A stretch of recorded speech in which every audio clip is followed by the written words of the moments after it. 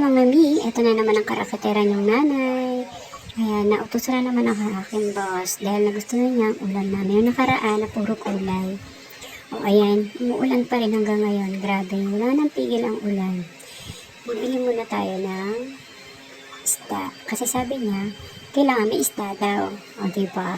Dahil ang gusto namin ng mga bata ay galunggong. Galunggong ang hinanap ko. Siyempre, galunggong lalaki. O ayan, shoutout kay nanay. Nililinisan yung isda namin.